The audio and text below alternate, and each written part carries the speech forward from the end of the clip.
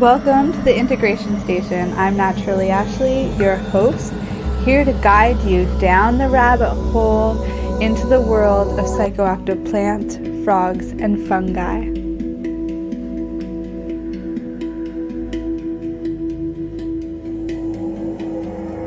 Hello and welcome back, you beautiful souls. I'm Naturally Ashley, your coach and host, here with a special guest, Legba.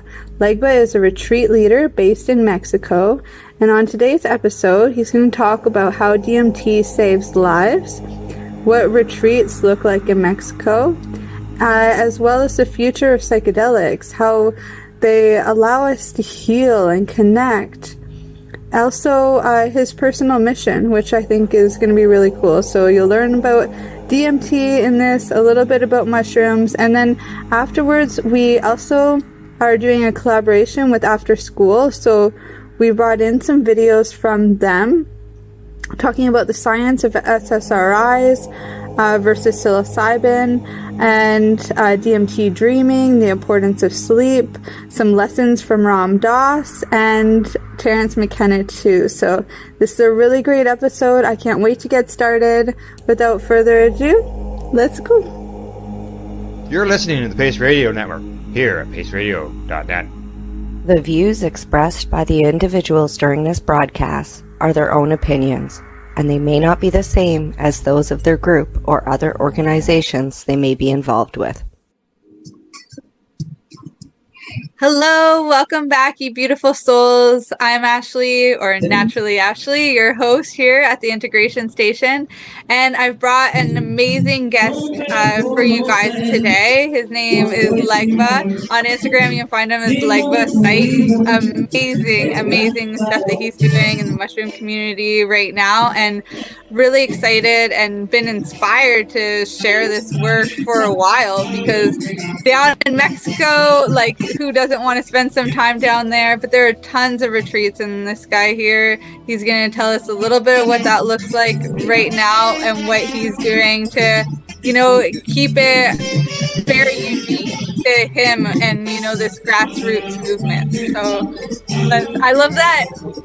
What was it? You said something about like an underground movement, and I think about mushrooms as being very underground. So that was like perfect kind of pun to bring in there. But yeah, without further ado, I'll pass it over to you, and you can just share what inspired this journey so far.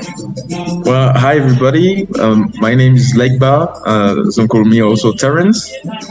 So I'm like basically being like cultivating like a mushroom, extracting DMT, putting it into vapes, or like in crystal, and introducing all sort of different psychedelic drugs to people who are curious or people who actually need therapy against like can be depression, lack of like creativity, productivity. So I produce basically from mushroom microdose to mushroom macrodose to the DMT to I have basically access to most psychedelic because I'm down in Mexico where like everything is there, is here, accessible. So yeah, that's what I'm like actually working on. And we're just growing pretty quick because the demand is just increasing, thanks to a lot of documentaries about it. And we're trying to recently. There's like a lot of documentary coming out about it, and we're trying to make it sure that people who are their first time don't get scared forever and do it in the right settings and like with the caring people. Yeah. So, there's so much I want to dive into around this, but let's just start at the beginning. How did you end up finding your way in Mexico? Have you always been there? Did you choose it? What was that path like? Well, I'm from France, but I'm from an area of France called Brittany, like on the coast. So it's kind of cultural to kind of like travel. There's a lot of travelers from my area. And I've been traveling for now nearly 10 years. And I used to work in the cannabis industry in California for about like 5 years or something like this. I would go back and forth, like get some dollar bills and like just like have a easy life. And then I actually went to Mexico, went to a festival, met my girlfriend, who was like a problem, like how is it called, a borderline personality disorder. So she had like a lot of problem to regulate her like her emotions, regulate a lot of different aspects of her life. And like, so I suggested to her like to try microdosing instead of like taking like pharmaceutical. We're actually getting her like a bit amorph, like to say the least. And yeah, so I started to cultivate basically for her to produce her microdose. And then COVID started, and like I said, I didn't want to go back to France, and yeah, kept producing those mushrooms for her, and then he extended to her entire family, and then like the family extended to the people.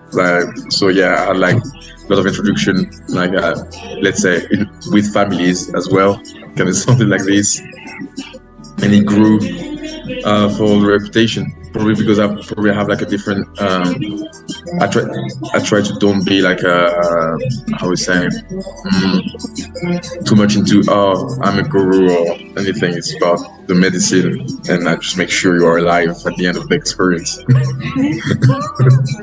Even though you may think you're dying, you're not.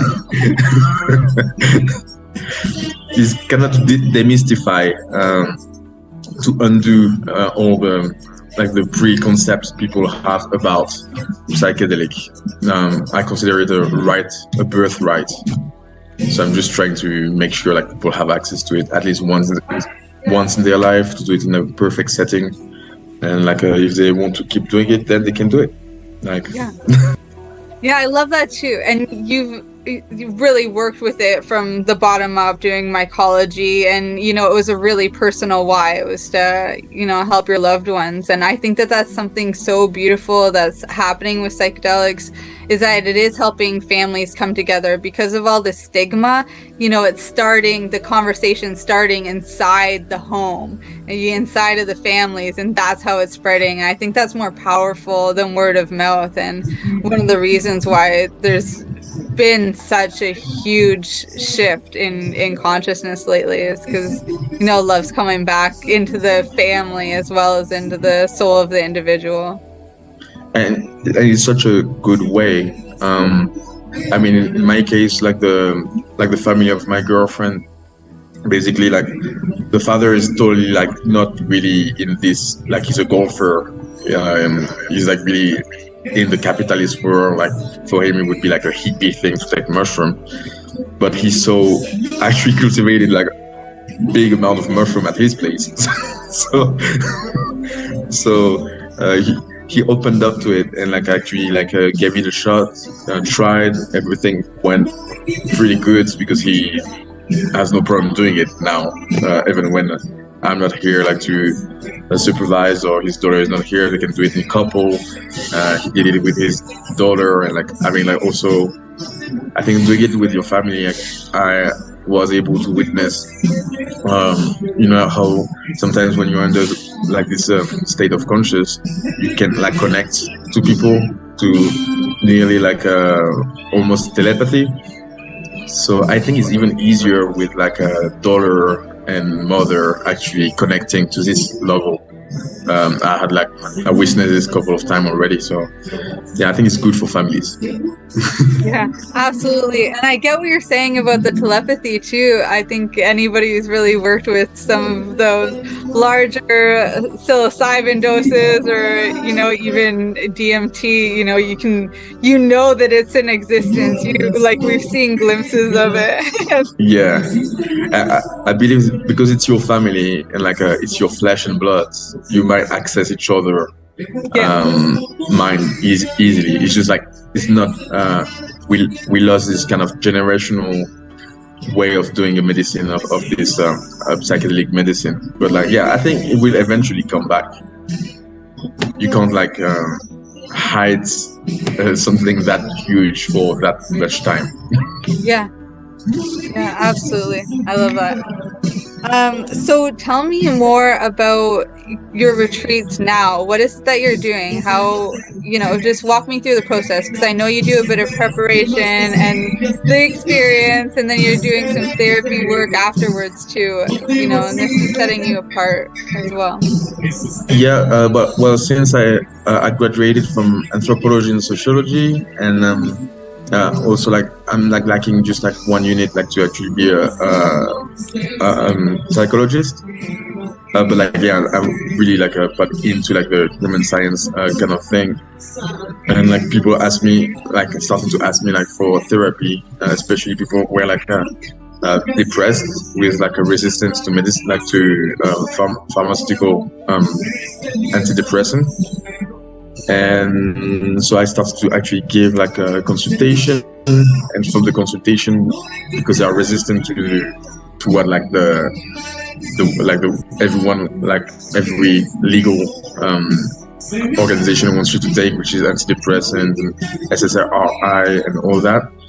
Well, like they opened up to actually the possibility to try psychedelics. So I basically provide before like a couple of consultations to really like locate like what is the problem, and like to actually really have a conversation, and also to create a bound of trust. Because if you go like on a high dose of mushroom or like DMT or like whatever the psychedelic is, you kind of want to be like in a place of trust. So like it allows me to build the trust, understand also like the past in terms of like medical past, to be able to actually give like the medicine which like won't affect the health. Because if you give like, for example, El Bufo, which is the Bufo virus, to somebody who has like heart problem, it can be like obviously a problem that I don't really want to deal with. So it allows me like to see which psychedelic would be useful. It allows me also like to work out like the dosage. Someone who smokes weed all the time is a bit more resistant, from what I've seen, to psychedelic, or has like a better way to walk around it, to navigate the psychedelic wave, as we could say. So yeah, I provide this, and then like yeah, it can be one-on-one like therapy, where like we just talk, administrate like the medicine, and then like we basically like blindfolded music. But basically classic, and like yeah, they go on the trip, and when they come back, we have like a couple of integration session of integration to talk about the experience, to make sure like also they don't take not necessarily like a drastic decision for their life. Some people come back from a mushroom trip and they want to stop working, go live at the beach, and like buy a fucking truck and make burgers. Yeah, where's your girlfriend's dad at in the corporate world now? I'm curious. Does he want to turn that life over to a van or what? The first trip was basically the next day. That's exactly what he said. He told me like, oh, like now I don't care about anything. I want to sell like everything like I have and go to the beach and like I have enough money to live until the end of my life, and like just have like make burgers at the beach one day a week, so I don't work too much, but like I'm famous for I make good burgers, and it'd be fun. I was like, well, this is why psychedelics are illegal, right? It's like all of the people that are working those machines right now and keeping the economy going, they would all leave their jobs instantly. Yeah. One experience. I mean, like flower power movements have been highly influenced by those drugs, because who won't, like, you understand that working is not really good for your soul. No, there's this battle of ego and soul, I think, and that's why there's such a, I guess, this new understanding of like ego and soul alignment. But for a while, one of the big things was ego death, and like people were going for that because they were seeing that it was like an issue in these ways. But it's really about letting that soul work with the ego, so that the ego is okay to protect yourself, but it also gets built up in those corporate worlds a lot of the time. Yeah. And when you get that soul back in and that ego's there and strengthened in this other way, you've got this powerful force. Like, I'm sure if your father-in-law was successful in that world, he's going to be so successful in whatever it is that he's doing in the mushroom world now. You know? That's highly possible. But like, that's true that there's a sort of like war of ego when you give it to somebody who had to build its way up in society, in the modern society we are having. They tend to have like a bit of issue with the mushroom, even when it starts to come up, and you can see that it's really a fight. Like, people with like an ego who actually allow them to be successful. First, they fear it because they fear to lose those abilities they earn through. And it's like almost like the ego knows what they're gonna do, even if they never had the experience. It's like they have a sort of like a gut feeling that like it would affect their ego, and the ego is like kind of manifesting. I don't think ego is bad in itself. I think it's just about having like being ego flexible, I would say. Yeah.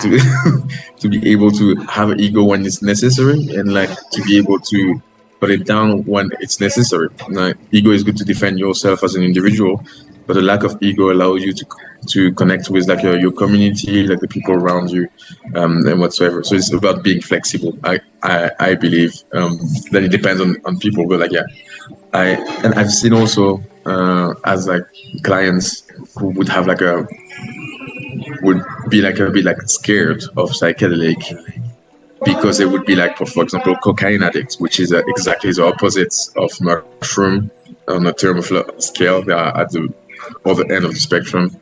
Cocaine being like an ego booster, and mushroom being like an ego downer.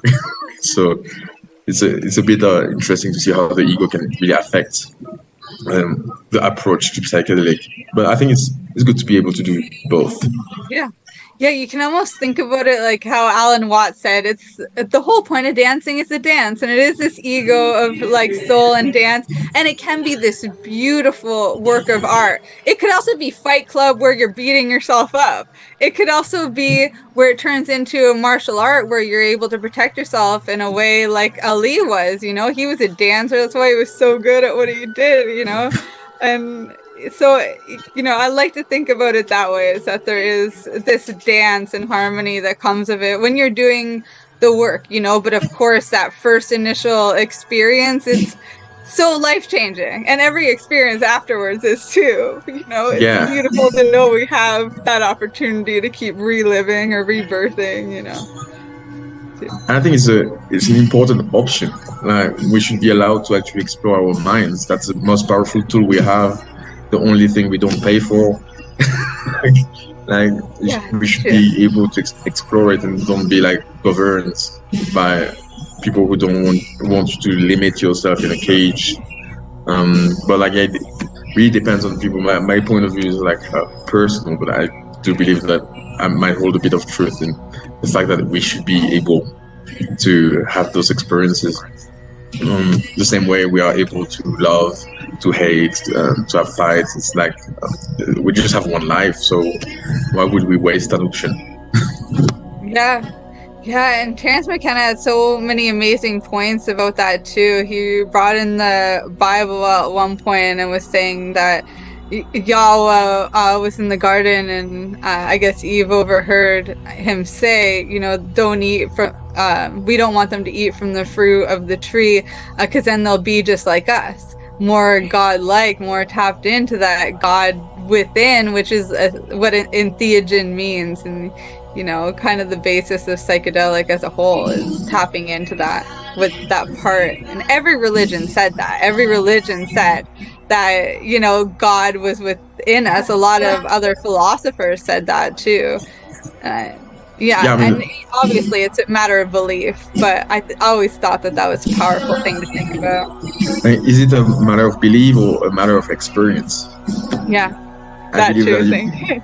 If you actually experience it, then like, it's not about belief, it's actually your experiences. Or even Terence McKenna was saying it, I believe that like, experience is the only thing you actually can trust, because you experienced it. believing is based on other people making up things or like having their perception. But if you experience love, like that's like, I mean, you don't believe in love, you actually experienced it, no one like doubted. So that's about the same thing, I think, also for having God within us in a way, or access to a greater like a general mind or consciousness. Yeah, the collective consciousness. I always love that too. I feel that mushrooms are a great representation of that, with the mycelium underneath, like allowing the forest to talk with together. You know, it very much is doing that, I think, with our minds, and one of the reasons why we tap into that telepathy, or, you know, for others get glimpses of what that potential may be like. It's opening us up to these other realms. Yeah, and I believe because in the retreat I'm having, like I spoke to you about like the one-on-one sessions, but we're gonna start like pretty soon to have like like group whole session. We don't really want to go above 10 people. Like 10 people would be my extreme maximum. I like to keep it like small for the quality of attention in case of problem or whatsoever. But like, yeah, that's the same way like a forest connect to each other, and the mycelium like kind of like grow and connect to one another. You can really see it in group settings, that people start to connect to one another and feel what the other are feeling, and like a sort of increase in empathy. I think mushroom does exactly the same in the forest. It just does it the same in our brain. Yeah, I'm so with you on that. On this note, let's pause for a little break. We've got some sponsors that want to share what they're up to, how they're, you know, being the change and exiting the matrix their way. But when we come back, I want to dig more into what these retreats look like, and you know, some coming trends in the mind field. Definitely. Okay, we'll talk soon. Bye. Talk soon. Bye. You're listening to the Pace Radio Network here at paceradio.net. At Legacy 420, we believe in being different. Experience the difference of quality control. Our labs provide tested formulations for all of our products. Experience the difference in trust. Our customers can trust that we are following up-to-date COVID precautions for their safety. Experience the difference in accessibility. We're open 7 days a week. Please visit our website, legacy420.com, or contact us for curbside pickup as well as nationwide mail order shipping. Legacy 420 values overall wellness. Come and experience the difference of Legacy 420. In February of 2022, the Victoria Cannabis Buyers Club and Ted Smith were fined $6.5 million. This for helping 8,500 patients with access to medical cannabis. In our interview with Ted, he spoke to us about how people can donate to help in an upcoming court challenge. And here is part of that interview. From what I've seen lately, I believe that you've got something that you're trying to do as far as fundraising to deal with this next court challenge. For now, people can write checks directly to Jack Lloyd Law Corporation, or send e-transfers to save the VCBC at gmail.com. I guess those are the two easiest ways for people to help right now. Enjoy the buzz of legalization with Campbellford Lifestyle Shop. From lights to plant nutrients, books, consumption accessories, and more, we've got all your basics to grow or consume cannabis. Visit our info center or take a look at our piercing services and body jewelry, now available in-store through Campbellford Lifestyle Shop, 17 Bridge Street West, Campbellford.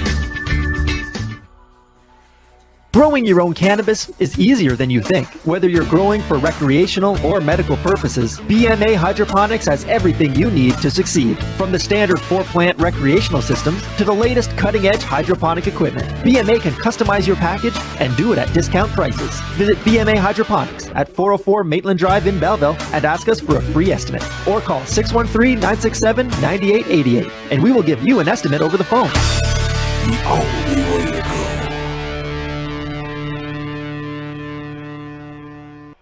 We are people advocating cannabis education here at paceradio.net. Welcome back. Thank you so much. We were just talking on the break about some really important stuff. So I'm going to bring it to you guys right now because, you know, while psychedelics in themselves, you know, it can seem so expanding, so beautiful in the way that we're talking about connection in a world that's, you know, I mean, we're connected by Wi-Fi, but we're lacking some of that other empathetic connection. So, you know, in this world, what we're saying, it sounds beautiful, but we really have to consider safety here. And there's a lot of people out there practicing with different medicines on their own, different sacraments on their own, and others that are paying big money to work with said gurus. You know, Terence McKenna always said and was an advocate for, be your own guru. But, you know, it's nice to have a guide on the side. It's nice, you know, if you're in a position to invest in yourself in this way, you know, to seek out and source out the best medicines and the best practitioners. And so let's talk a little bit about safety. Do you mind sharing with us like that? Well, like I keep doing what I'm doing, not necessarily because I wanted or planned to actually do like those retreats and like to introduce like a psychedelic to people. What also drives me is definitely like the safety aspects, because I extract DMT, met other people doing DMT, can make ayahuasca, and like all those different medicine. But when you are kind of in this underground kind of like world, a lot of ego like tend to kind of like pour out, which can lead like for people who never did it and are seeking for this medicine, like to actual danger. Like there's like people, some doctors like pseudo doctors in Mexico, for example, who happen to have killed people with bufo, immersing them in water. There's videos you can find on YouTube, because like when you do those drugs, you have access to like the greater things, like greater like environment, and it tends, I call it like the God complex. So a lot of gurus tend to have a God complex, like leading them to like a huge inflated ego, thinking they know everything about everything, and that you need them. This is why I'm doing my way of doing like those retreats, for example, for groups, is to like the sort of initiation, so they don't need me. Actually, basically, I don't actually want work. I just want people to don't fear it, and like have all the information, to have like more education about it. The same way we are taught about every drug, alcohol, for example, is a cultural thing which is accepted. So yes, you are like 15 years old or whatever, you stop drinking and you're going to be puking everywhere. But like you already know that like if you eat before drinking, it's better. We have an education which comes because it's accepted in the society. So there's this aspect that we don't have with psychedelic, and that's the aspect I'm trying to emphasize with people, so they don't need me then like when they do like mushroom on their own, so they know like the dosage, how they react to it, and so they're not surprised, so they have like good experience. But there's definitely like I would say sharks out there in the spiritual world. It's expanding drastically. A lot of money is like getting into it, and like it attracts sometimes like the worst people with like definitely problem with their ego and like what they want to do, what they are willing to do in order to gain money or status. Like I do know that it's good to be guided, but the guru is actually the mushroom or like the drug you're taking. Like there's no other teacher. No other teacher. I think that's how you can kind of tell the good, not good practitioners, but the ones who are there with the soul, is that, you know, there's like, I don't even want to be doing this work. It's like almost just a mission that you're just there at the right time, at the right, like in the right place at the right time, and that it's just like your job, you're the vessel temporarily kind of thing, you know, holding the fort on this level until other people do come in and are building off of it, you know, until you're part of the foundation, I guess is what I'm saying. you know, and that's humbling. That's not exactly like the same that you would get. Like I worked with somebody to source Cambo for a little while, and I realized that what they were was like those other types, you know, the sharks that saw that there was a money thing for it, you know, a way that they could earn. And so they put out all these videos and make themselves look really professional, have the t-shirts, have the branding, but at the same time, you know, their medicine I don't think is sourced the right way. It wasn't the same. It was all wrapped in plastic. It was all mass produced. It was like it didn't have the right feel. And then I went like right into a ketos, and I'm like, okay.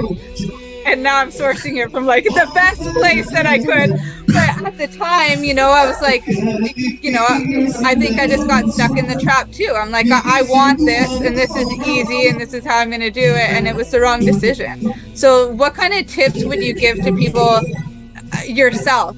You know, that was from my experience. I hope it helps somebody out there. But I mean, how I would say I detect when there's like the intention in terms of like guiding like a psychedelic session, let it be ayahuasca, bufo, mushroom, or even LSD or whatever. It's like the person who is holding the place. If you have this feeling like you are more in a church, like I kind of like see it this way. Someone who has a belief in God, he can have a belief in God and it be him and the God. But if you feel there's a third party taking too much place, like, yeah, follow me, listen to me, and being like really insistent on like the ego and the attention, well, like, yeah, probably not with the right person to do it. I believe, like from what I've seen and experienced, like in different places, like most of the time where like the intention was kind of wrong, and like I was feeling uncomfortable and I thought it would be dangerous. It's like when the ego of the person who is holding the place and give it to the people is too inflated, and you can feel it. Like there is a sort of feeling, like, because they say, "Do what I say."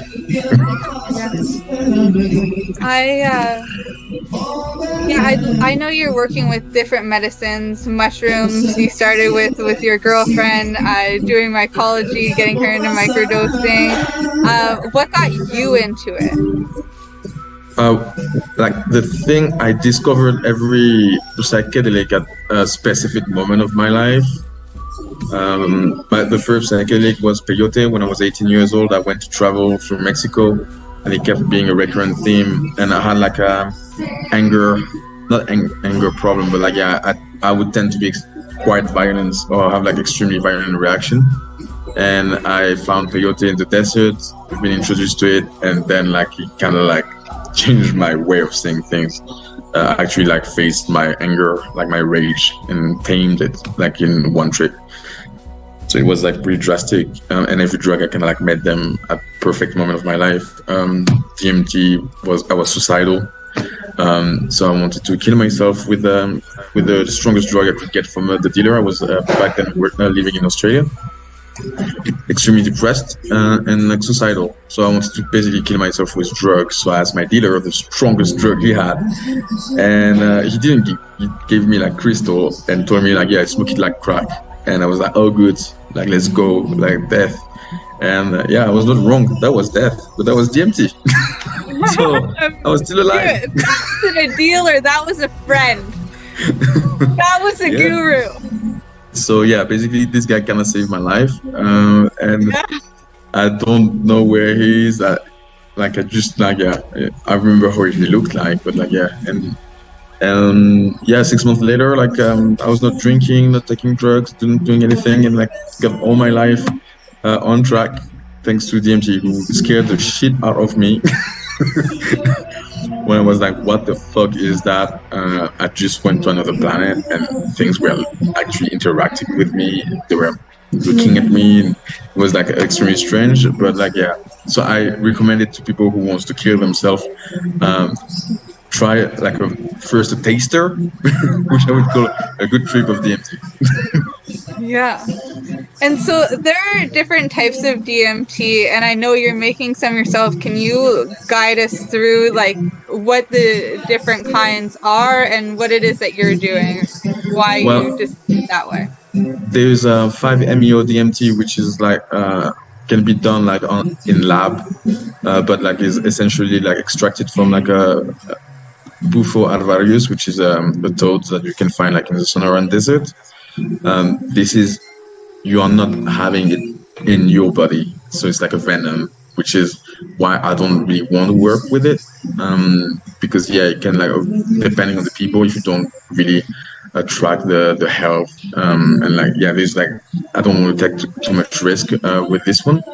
The one I produce is extracted from Tepescohuite, which is like I don't know, Mimosa hostilis, which is like basically I have it here actually. Amazing. So I extracted from this plant. I don't know if you can see it. So I extracted from that, and I crystallize it, and like it's a bit of a process, but I try to do it like the best I can, and for beginners I put it in vapes, because you need to vaporize it, and it tends like using fire sometimes is a bit like complicated when like you start to get high, when you start to go away, so like you tend to burn your hands or whatever. So I put it in vapes for beginners. Like I have it in crystal form for people who kind of knows already or who are used to it. That's like basically the two DMT I know the best and like work with. I do have the Bufo, but that's for me basically. I don't really want to facilitate it for people because it's a bit of a hard one. And I don't think you should do it that much. While like the DMT extracted from the plant is actually what you have already in your brain. I had like it didn't affect me in a bad way or anything. It didn't have like second while doing it like a lot. And never had a problem with it so far. Have you tried microdosing with it in the vape? But for like I would say sexual purposes. Is it alright to say that? I don't know, but I think so. I don't know. My producer's gonna listen to this later. He'll tell me. Well, technically, this show actually. Technically, I discovered through the use of like those vapes, because you have a better control over like the quantity you are like actually ingesting. That like if you would be to actually like smoke it with a beloved one, like just hugging would actually resemble like an interdimensional hug. So you would hug in different level kind of thing, like physically and also like interdimensionally, a bit like a Rick and Morty episode. So I'm sure some of the listeners know about that. I do also have for mushroom like couples asking me like the proper dosage for enhanced sexual experiences. Yeah, I think this is going to be more of a conversation too, because I mean, in like high schoolers know about this stuff, but we seem to forget as adults when problems in relationships start to occur. And I'm sure a lot of people can relate to that. I just saw more articles around that too, so it seems to be a reoccurring theme, maybe for something that I gotta do in there, write about it or share it or have more of these conversations in general. So I forget what I was gonna say here with vaping the DMT. I know for me, in times that I've been using it, it was already prepared in the vape, but I also was given powder form too, which I guess would be like the crystal way that you're describing. And a lot of the listeners here, they're into cannabis. My mom especially, she has her own show on here too, and she got a shatterizer and was just doing an expose on it, I guess. And it's this a special kind where it starts to like bubble and you can put the dryer turb in, but it vapes it and bubbles it with water and all this stuff. Apparently that's supposed to be good for DMT. I guess, yeah, what I'm wondering is like, how are you doing it? Are you liquefying it? Are you doing it like that? So for the vape, I actually liquefy it and like I manage to put it in a certain form. So like I can then like vape it. The vape itself is actually a vape. Wait, I can show it. It's a vape like that I sourced in California, which is actually for hash. So like the temperature is actually like perfect. But other than that, normally I actually what's the temperature supposed to be? I don't remember exactly the number, but it's about the same as like that hash oil. Because I actually work like for a hash company. Let me, I think I have my pipe here so I can show. I have a special pipe for it, but I can't find it. Yeah, so it does have a really distinguished taste to you guys, so you want to get, if you're using a vape style, get different coils for it. If you're going to use a pipe or something, I haven't done this yet, but what I was told is like lasagna and have a separate pipe because the taste and everything will stay. I don't mind the taste. I think it's really unique and almost like a spiritual thing when I'm working with it too. So yeah, I don't mind that, but what I was told anyway, and what I'll share with you guys listening is have separate devices for it. The taste can change quite drastically with this pipe because the pipe is a sort of like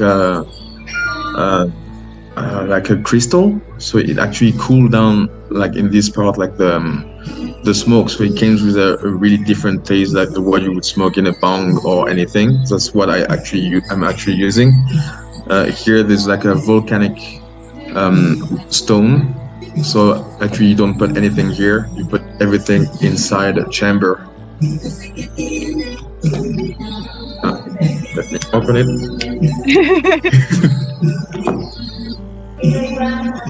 You open these parts and you can put your weed and your spice inside it, close it, and then like this volcanic rock gonna turn red and vaporize everything which is inside.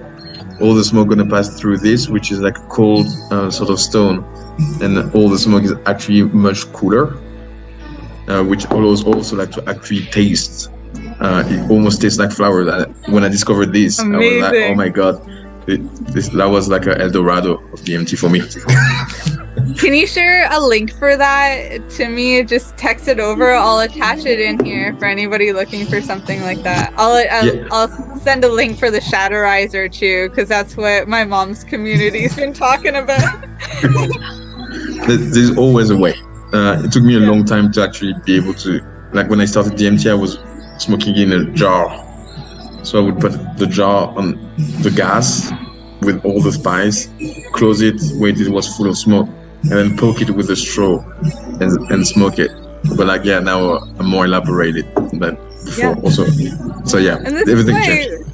Yeah, this is what we're doing shows like this too, to like save people the time and the experimentation. Like, you know, if we might have been called to be professionals in this space, but not everybody who's working with psychedelics is there yet, or even wants to, or will ever get to that point. Some of them just want it for a specific experience and then go about their life. So this just saves the time, you know?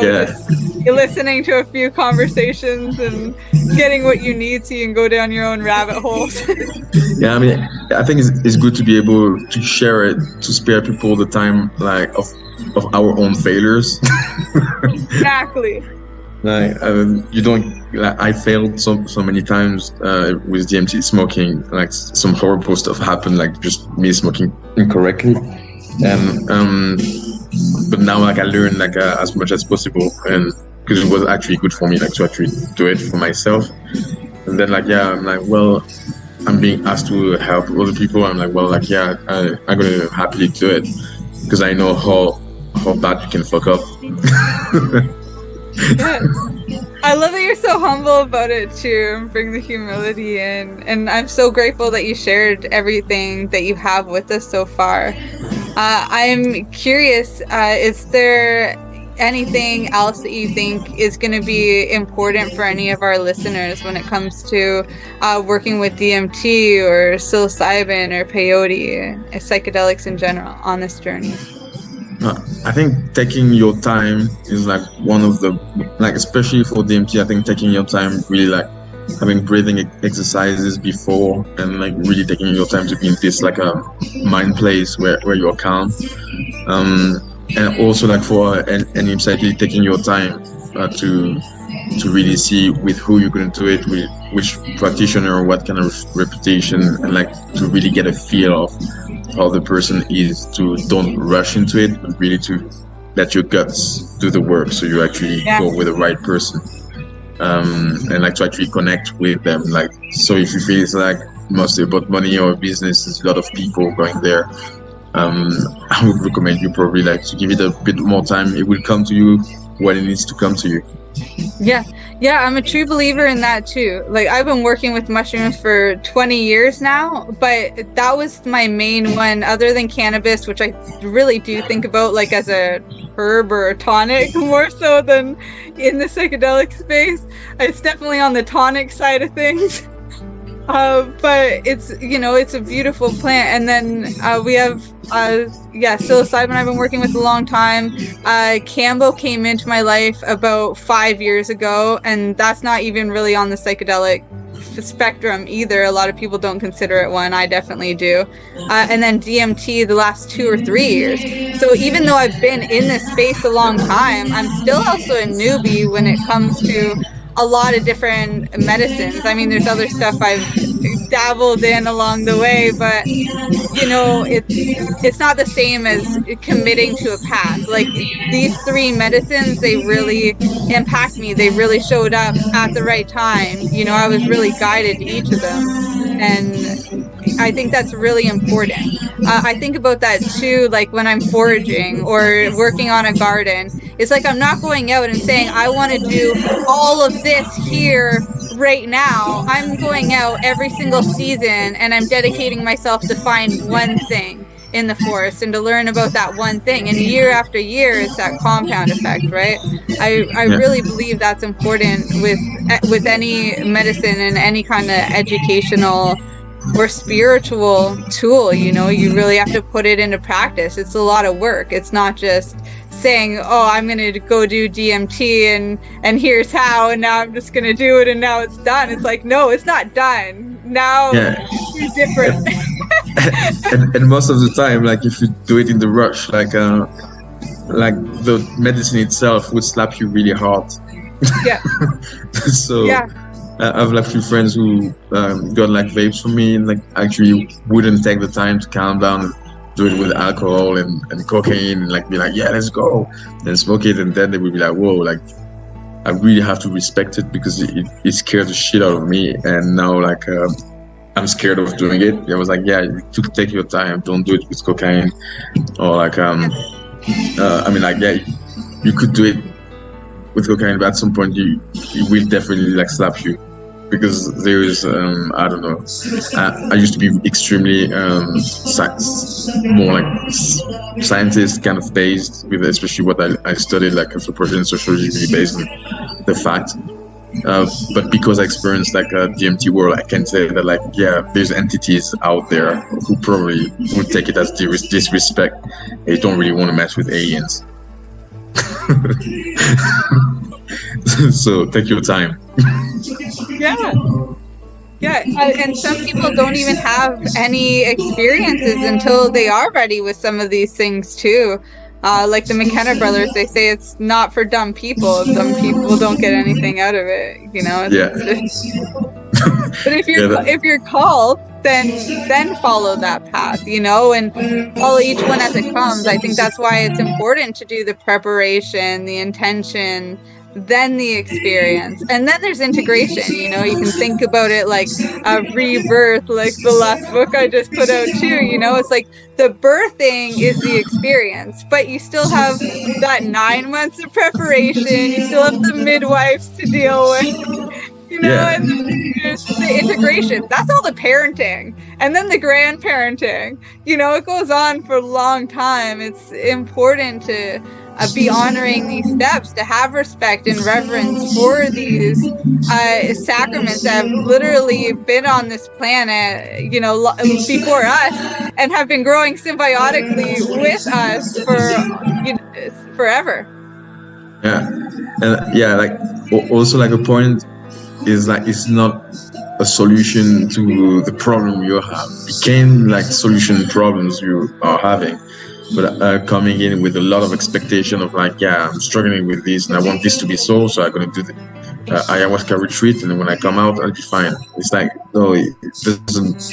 Yeah, I need to give it a bit of time, but it's definitely a good tool for the mind. And like, yeah, I think like it's a birthright. It should be like experimented by like most people. I think it should even be a ritual. I don't think like a politician should actually run a country if he's never been connected to nature and like the people who are gonna rule. I think it should be actually like before having power as a president, you should be like introduced to mushroom so you don't fuck up the world. Yeah. Oh, I'm with you. Yeah, because there'd be a conversation happening there. You know, about the roots and about foundation and about connection. Yeah, I feel like this conversation, you know, there's so many different ways that we could take it, but I know we are up for time. So what I'm going to do is just ask if there's anything else that's coming to mind there. And of course, just letting everybody know how they can contact you if they want to talk to you privately or just, you know, website, Instagram, whatever you can give them to stay in touch and follow your journey. Well, they can find me like on Instagram at Legba Psych, which is like all linked together.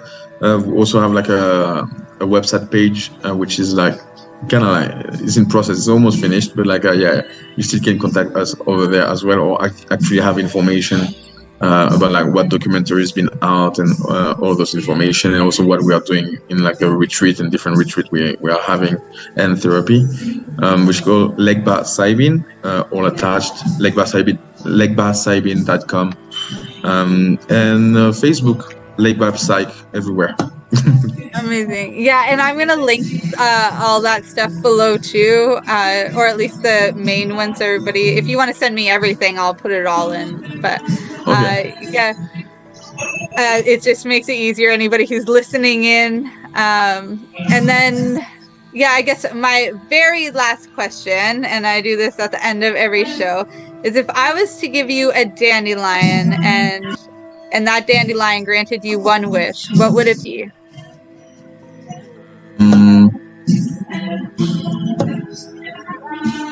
Oh, whoa, that's a hard one. What wish? Sure is hard. One wish for humanity? Yeah, what would it be? Like to people to connect more, like to kind of end loneliness, like because I've seen that a lot in my work. People are just lonely and they're like being affected mentally because of it, like to re-get this connection between people, this community kind of a connection I think everyone needs. We are like social animals, and we tend to forget it because of our society and how we live in like big cities, or even like sometimes like in like in not so big cities. We don't even know our neighbors. We don't like I think it's a bit dramatic. So yeah, I would kind of reinstore community in like humanity, so we are connected to one another really, and not with like all the media we are using. But yeah, that would be my wish. Yeah.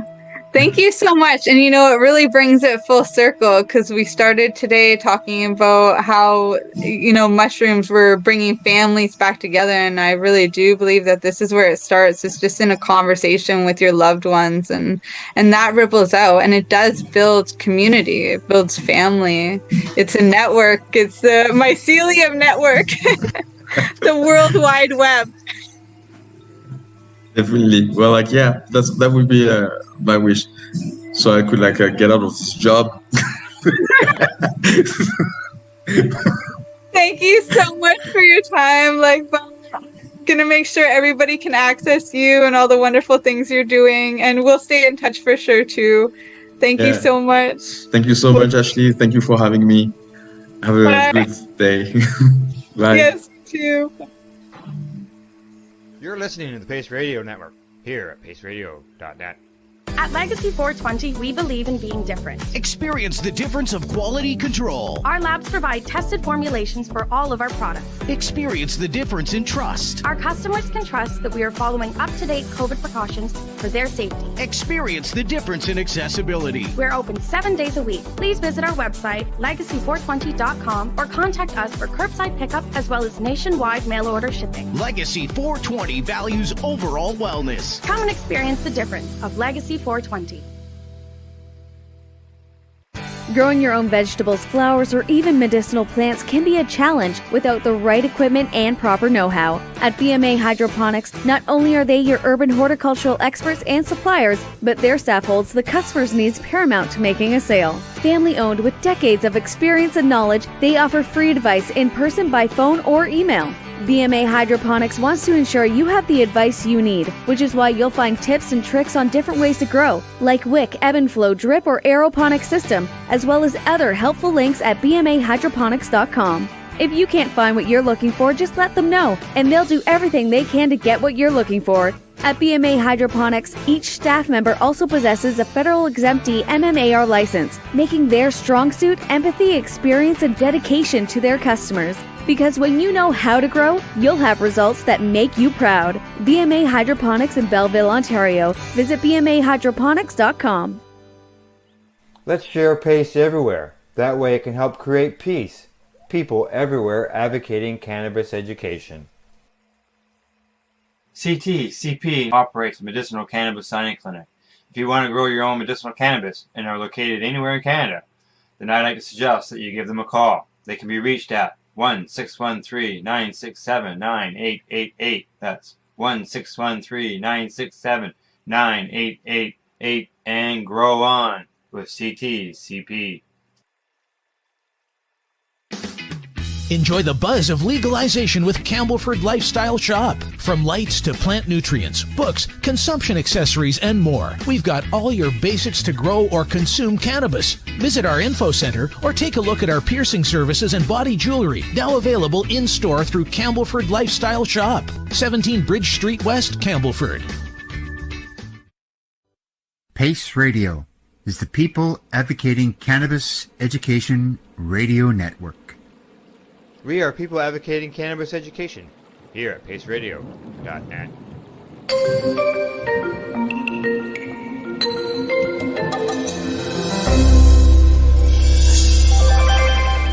In a Swiss laboratory in 1943, young scientist Albert Hofmann accidentally touched his hand to his mouth while he was synthesizing a chemical intended to stimulate respiration and the nervous system.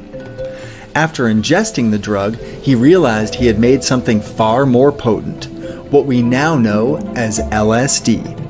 In the 1950s and 60s, thousands of LSD studies were carried out after a group of pioneering psychiatrists showed that hallucinogenic drugs had therapeutic potential.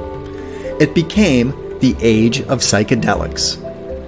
In the 50 years since this golden era, scientific progress in psychedelic research has been limited. A backlash against the hippie counterculture, the war on drugs, halted research into psychedelics. In 1971, the UK Parliament introduced the Misuse of Drugs Act, classifying psilocybin, LSD, and DMT as illegal Class A drugs. All further research on psychedelics was banned. The definition of a Schedule I drug, which is the most illegal classification, is a substance that has no currently accepted medical use and a high potential for abuse. Since the 1970s, there has been a strong advocacy to take cannabis off the Schedule I list.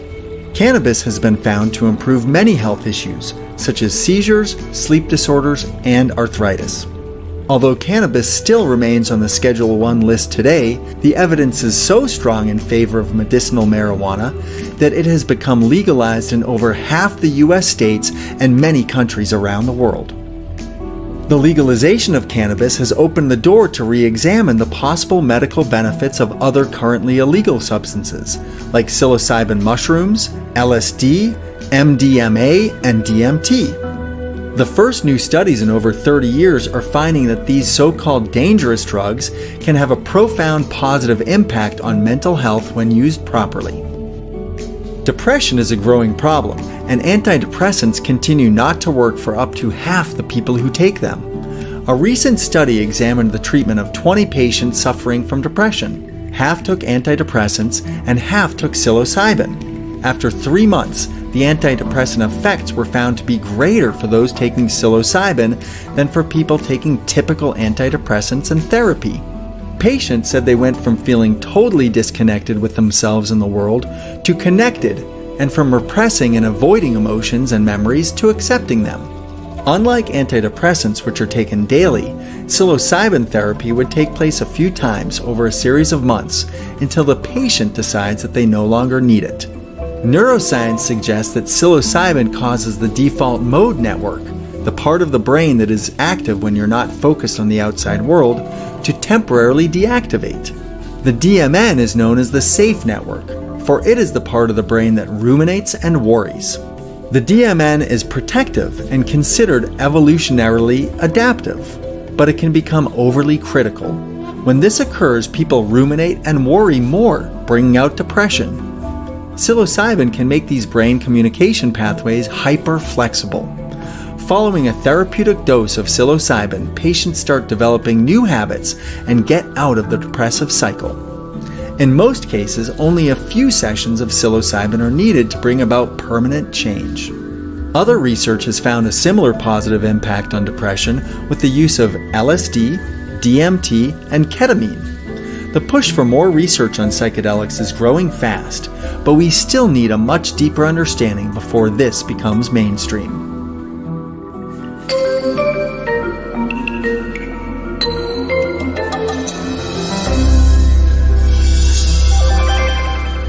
Why do we dream? Dreaming is one of the great mysteries of our biology. For as long as humans have recorded history, they have looked to understand the meaning behind dreams. After extensive testing and research, scientists still don't fully understand why we dream. But the consensus is that dreaming is a way for our subconscious to process our fears, desires, and memories. There are many forms of dreaming. The most common occurs about 2 hours after we fall asleep during our REM cycle. During a typical 8-hour sleep period, you will have 4 to 5 REM intervals, each one getting longer and more vivid. During REM, our brain activity fires up and we experience the limitless space of our consciousness, from tea parties with long-lost relatives to flying on giant butterflies. Much of what happens in our dreams seems quite random, but some try to interpret them, write about them, and even become obsessed with them. There's a whole subculture of people practicing what is called lucid or conscious dreaming. Using various techniques, these people have learned to assume control of their dreams and do amazing things like travel to different dimensions or go back in time. Some of the greatest innovators credit lucid dreaming for their achievements. Albert Einstein credited a lucid dream for his discovery of the theory of relativity. Salvador Dali's amazing paintings were based on images he saw while lucid dreaming, and Larry Page says he came up with Google's main algorithm in a lucid dream. There is another, more powerful yet highly illegal method of reaching the dream world through the use of dimethyltryptamine, or DMT. DMT has been given the nickname the dream drug because of its powerful hallucinogenic properties. Unlike cannabis or magic mushrooms, this drug launches you into an out-of-body experience where time and space cease to exist. What's even more fascinating about DMT is that it's made from natural chemicals that are already in our bodies. So, it's like a way to chemically induce an intense dream. Another fascinating and rare form of dreaming are premonition dreams. Whether it is complete luck or psychic ability, there have been many astounding cases of people dreaming of events before they happen in real life. Abraham Lincoln famously dreamt about his assassination before it occurred. There were 19 verified premonition dreams about the Titanic catastrophe, and many of the 9/11 victims claimed they had dreams warning them about the attack. Both men and women dream about sex in equal proportion, which is interesting considering that men think about sex twice as much when awake, and both genders can experience orgasms while dreaming. While science continues to debate about the exact meaning of our dreams, it is clear we need to dream in order to be healthy. Those who cannot reach a REM cycle lose the ability to access long-term memory after a week, start hallucinating after 2 weeks, and could eventually die from sleep deprivation after a month. So, make it a priority to get some deep sleep and experience some sweet dreams.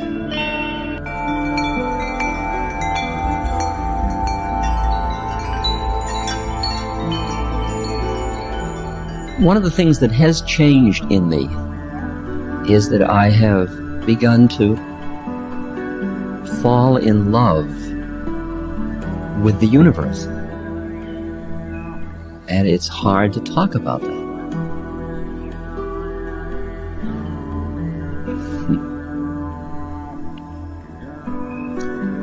Let me read to you 2 poems. This first one is by a Buddhist monk named Thich Nhat Hanh. Very beautiful monk. I won't read the whole thing. I am a frog swimming happily in the clear water of a pond. I am also the grass snake who, approaching in silence, feeds itself on the frog. I am the child in Uganda, all skin and bones, my legs as thin as bamboo sticks. I am also the merchant of arms, selling deadly weapons to Uganda. I am the 12-year-old girl, refugee on a small boat, who throws herself into the ocean after being raped by a sea pirate. I am also the pirate, my heart not yet capable of seeing and loving. My joy is like spring, so warm it makes flowers bloom in all walks of life. My pain is like a river of tears, so full it fills up all the 4 oceans. Please call me by my correct names, so that I can hear at the same time all my cries and my laughs, so that I could see that my joy and pain are but one. Please call me by my correct names, so that I could become awake, so the door of my heart be left open, the door of compassion.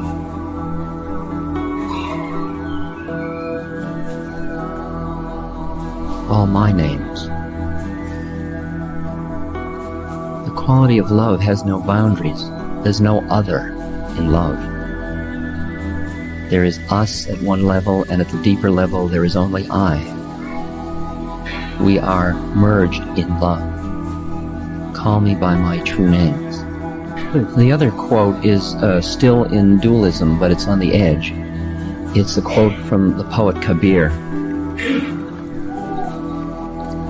Since the day when I met with my Lord, there has been no end to the sport of our love. I see with eyes open and smile, and behold his beauty everywhere. I utter his name, and whatever I see, it reminds me of him. Whatever I do, it becomes his worship. Wherever I go, I move round him. All I achieve is his service. When I lie down, I lie prostrate at his feet. Whether I rise or sit down, I can never forget him, for the rhythm of his music beats in my ears. Now,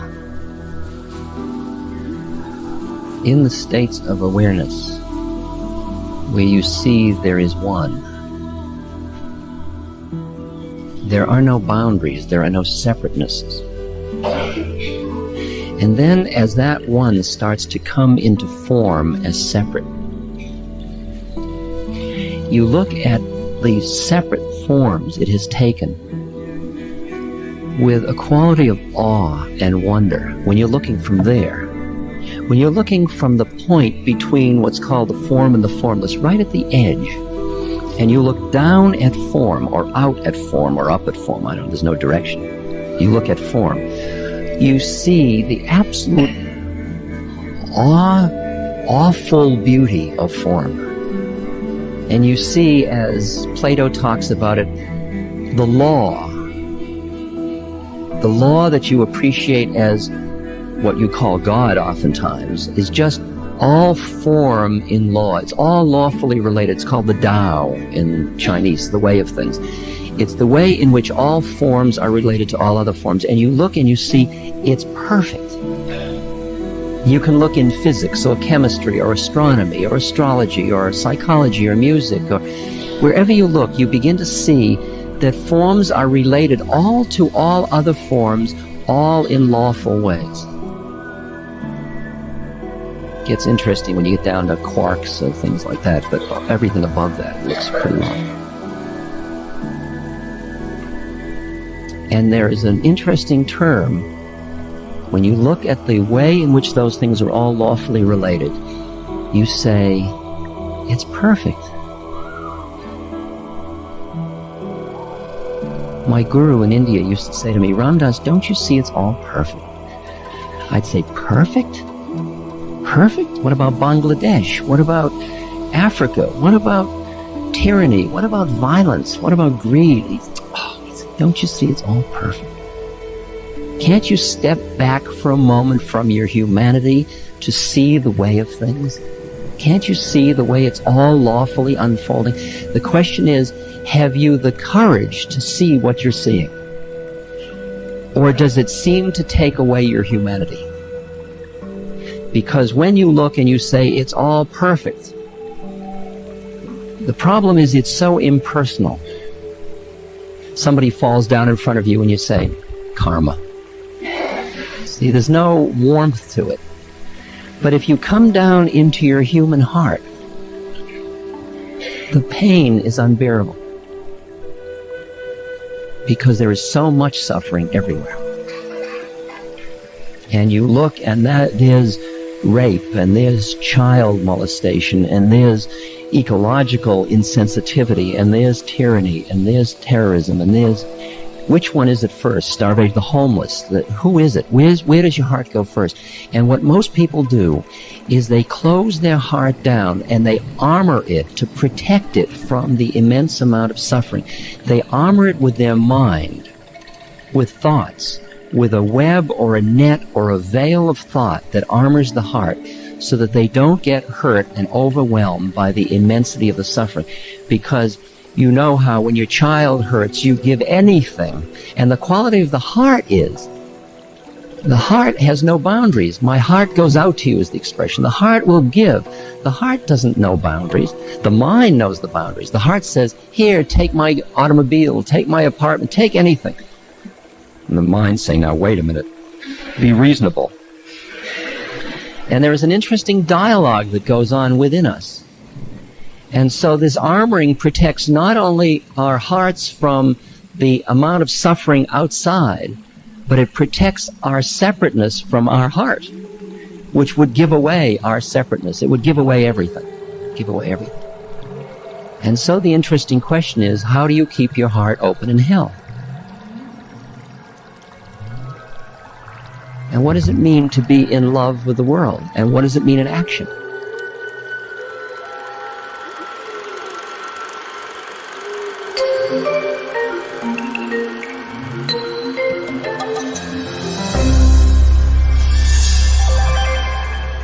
Citizens don't take psychedelics because it's illegal.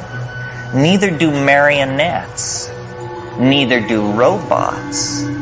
None of these well-behaved and mechanistic reductionist images of humanity take psychedelics because it's misbehaving.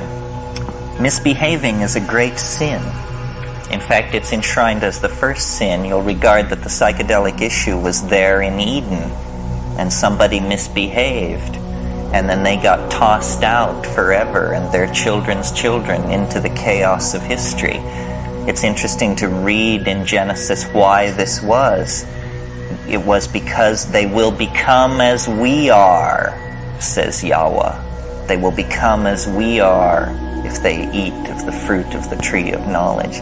I suggest to you that this is precisely what we should seek to do. We empower our experience by insisting on our authenticity. It's a wonderful thing to learn to be able to stand up and yell bullshit, because so much is being slung and nobody is talking about the primacy of experience and the dignity of the individual. The dignity of the individual. We went a long way with this in America before we betrayed it. And it wasn't only betrayed by the clowns in Washington, it's also betrayed by anybody who clusters themselves around the feet of some self-proclaimed nabob. Because the fact of the matter is, nobody knows what's going on. Nobody knows. Nobody has the faintest idea. The best guesses are lies, you may be sure of it.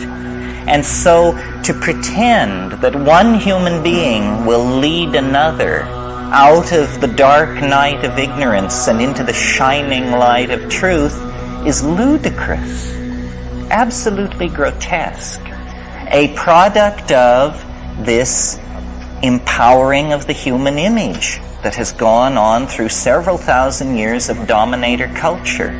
If you want a teacher, try a waterfall, or a mushroom, or a mountain wilderness, or a storm-pounded seashore. This is where the action is. It's not back in the hive. It's not in the anthill. It's not knocking your head against the floor in front of somebody who claims that because of their lineage and whose feet they washed and whose feet they washed, that you should give credence to them. Knowledge is provisional, and we are yet to approach even the first moment of civilized understanding. The way it is to be done is by trusting yourself, trusting your intuition. Reject authority. Authority is a lie and an abomination. Authority will lead you into ruin. It's not real. And it isn't, don't get the idea that it's this liberal rap about how everybody has a piece of the action. You know, the Jews know something, the Buddhists know something, the Huichol know something. Nonsense. Rubbish. Nobody knows anything. These are different kinds of shell games that have been worked out by priestly castes of people to keep things under control. Institutions seek to maximize control. That's what they're into. Did you think they were in the business of enlightening you? Saving your soul? Forget it. Control is what this is all about. And to the degree that we commit ourselves to ideology, we are poisoned. Any ideology, Marxism, Catholicism, objectivism, you name it, rubbish, all rubbish. What is real is experience. What is real is this moment. And so then what it becomes about is, what are the frontiers of experience? How much of that has been taken away from us by these dominators, by these priesthoods, by these cults, by these philosophical shell games? Well, a lot. That's the whole story of history. Our growing unease, our growing dis-ease, our malaise is all about the fact that we are kept from the wellspring of experience. We are sexually repressed. You may not feel it, but look back 100 years to a world where pianos wore pants. You know, we've made a little progress on the sexual thing. Maybe not. Maybe more or less than we think. But we are repressed in all of these areas. And we are particularly repressed in the area that relates to the psychedelic experience. Because it is it is raid to the dominator insect invasion. They can't take it. They can't stand it because it empowers the individual. It dissolves the cheerful model of science. It's just exposed as, a nice story. It enriches the accessible universe tenfold, 100-fold, 1,000-fold. It makes the individual complete within his or her self. And this completion of the individual is extremely destructive to the plan of the dominators, which is that you will be a cog in a machine. You will participate in the life of an organization, not your life, the life of an organization. You will go to some bullshit job. You will pour the best years of your life and your genius and your hopes into this. You will serve an institution. You will serve. Well, it's a bad idea for free people to go along with this. A much better idea would be to insist on the dignity of human beings, to recognize that the freeing of slaves, the giving of the vote to women, the ending of public whippings, that this program of political enlightenment must also then include hands-off on how people want to relate to changing their minds. We are not interested in being sexually regulated by the state, and we are not interested in being intellectually, spiritually, emotionally manipulated by the state. The state should stand down in this issue. The state is acting as the enforcing arm of the dominator culture, specifically of fundamentalist screwballs who, are horrified by all this, by the notion that people would claim the authenticity of their own minds, that people would stand in the light of nature and reject original sin and the guilt from Eden and, the sins of the fathers and all this rubbish which is handed down. What the archaic revival is going to have to mean, if it has teeth, is a re-empowering of the individual and a consequent lowering of the profile of institutions, especially government. We need to think about these things because we have bought into the idea that we have to serve and behave and be enslaved, else chaos will engulf the world. We need to carry out our analysis of the situation to the point where we can embrace chaos and see that chaos is the environment in which we all thrive. If we continue as we have, then, we're doomed. And the judgment of some higher power on that will be, they didn't even struggle. They went to the boxcars with their suitcases and they didn't even struggle. This is too nightmarish to contemplate. We're talking about the fate of a whole planet. Why are people so polite? Why are they so patient? Why are they so forgiving of gangsterism and betrayal? It's very difficult to understand. I believe it's because the dominator culture is increasingly more and more sophisticated in its perfection of subliminal mechanisms of control. And I don't mean anything grandiose and paranoid. I just mean that through press releases and sound bites and the enforced idiocy of television, the drama of a dying world has been turned into a soap opera for most people. And they don't understand that it's their story and that they will eat it in the final act if somewhere between here and the final act they don't stand up on their hind legs and howl. So this whole effort to to bring the psychedelic experience back into prominence is an effort to empower individuals and to get them to see that we are bled of our authenticity by vampirish institutions that will never of their own accord leave us alone.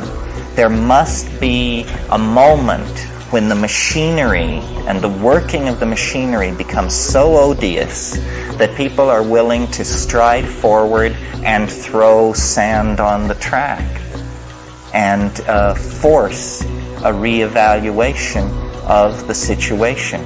And it's not done through organizing, it's not done through vanguard parties or cadres of intellectual elites.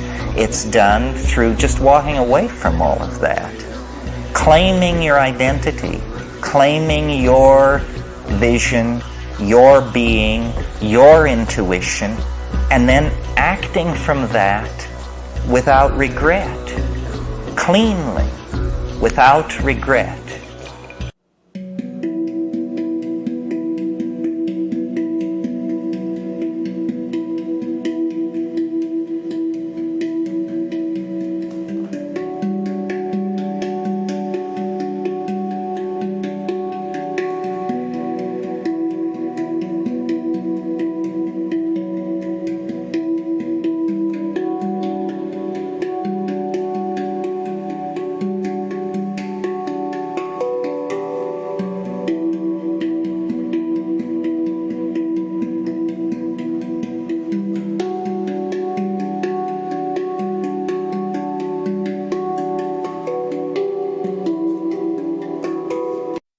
You're listening to the Pace Radio Network, here at paceradio.net. The views expressed by the individuals during this broadcast are their own opinions, and they may not be the same as those of their group or other organizations they may be involved with. BMA Hydroponics has everything you need to succeed. Visit our hydroponics superstore at 404 Maitland Drive in Belleville, and we'll show you how to grow your own quality cannabis for pennies per gram. We're open Mondays, Tuesdays, Wednesdays, and Saturdays from 10 a.m. to 5 p.m. and Thursdays and Fridays from 10 a.m. to 7 p.m. Call 613-967-9888. BMA Hydroponics. It's worth the drive. The only way to go. At Legacy 420, we believe in being different. Experience the difference of quality control. Our labs provide tested formulations for all of our products. Experience the difference in trust. Our customers can trust that we are following up-to-date COVID precautions for their safety. Experience the difference in accessibility. We're open 7 days a week. Please visit our website, legacy420.com, or contact us for curbside pickup as well as nationwide mail order shipping. Legacy 420 values overall wellness. Come and experience the difference of Legacy 420. Did you know that the Pace Radio Network isn't just a radio network? That's right, because most, but not all of our programming is now done via video and is then podcasted at paceradio.net. So if you want to watch our programming, you'll find us on the Pace Radio Network's Facebook page, plus the show's own page, and you'll find us live on the network's YouTube channel. And don't forget, you can find it all, video and audio, at paceradio.net. Enjoy the buzz of legalization with Campbellford Lifestyle Shop. From lights to plant nutrients, books, consumption accessories, and more, we've got all your basics to grow or consume cannabis. Visit our info center or take a look at our piercing services and body jewelry, now available in-store through Campbellford Lifestyle Shop, 17 Bridge Street West, Campbellford. You're listening to the Pace Radio Network, here at